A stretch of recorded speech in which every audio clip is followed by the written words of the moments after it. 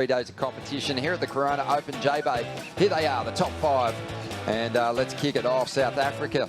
They had 4 surfers to cheer on in the men's event, and they put up some big numbers. And Maddie McGilvray, one of the highest scoring surfers of the contest, Laura. Maddie McGilvray was one of my picks to win this, and you know, that heat that he had against Ethan Ewing yesterday was just, you know, they were going back to back. It was perfect JBay. The surfing he was doing this event right out of the gates when he won his first round was just impeccable.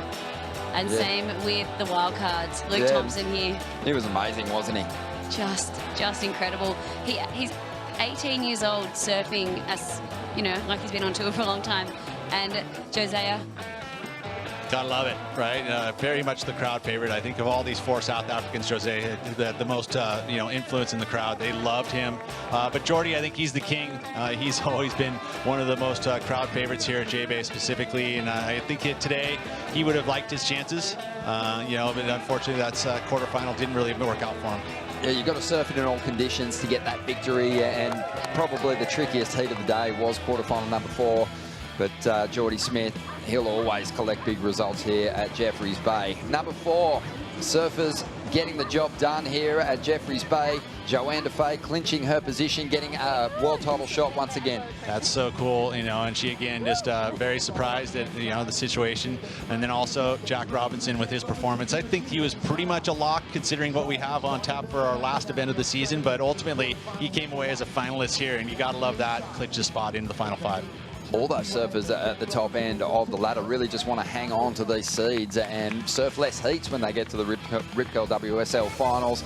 Coming in at number 3, Yago Dora, just so strong on the backhand, particularly yesterday in those bigger conditions.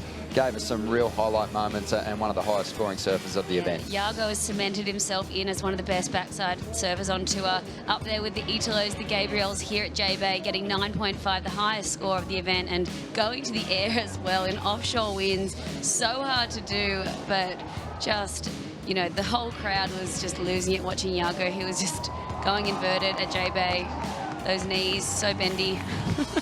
Yeah, that was that wave that he needed right there at the end there. We're trying to get the 8.8. It just came up just a bit shy.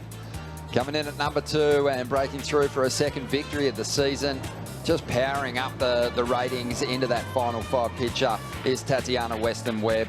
Her backhand so strong, the first goofy footer to win on the women's side here at Jeffreys Bay. Really, really cool, and I think the biggest part of what she was able to achieve was the fearless factor on these inside sections. She was not shy about going into it.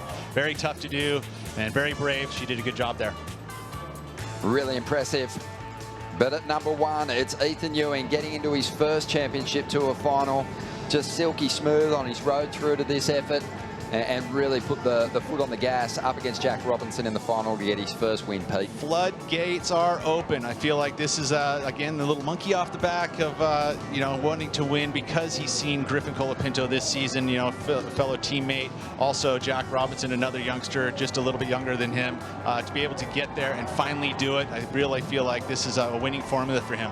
The emotion, Laura, we've never seen it from Ethan Ewing like that before.